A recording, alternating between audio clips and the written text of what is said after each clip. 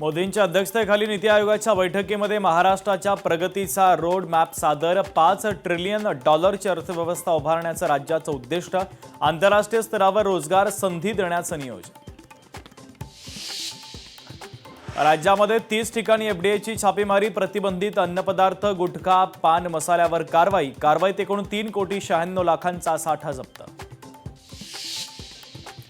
मल्लिकार्जुन खरगेंची राज्यसभेवर बिनविरोध निवड। कर्नाटकातून राज्यसभेवर बिनविरोध निवड। खरगेंसह 4 उमेदवारांची राज्यसभेवर बिनविरोध निवड।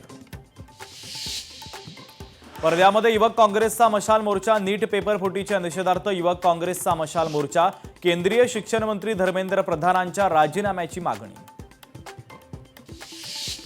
शक्तीपीठ महामार्ग रद्द करून गडकिल्ल्यांना निधी द्या। कंत्राटदारासाठी महामार्ग असून शेतकऱ्यांच्या हितासाठी नाही, आमदार सतेज पाटलांची टीका।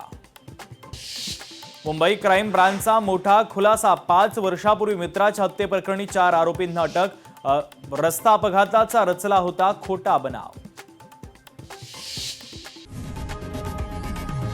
लोकशाही मराठी ऐका, पहा, जागरूक रहा।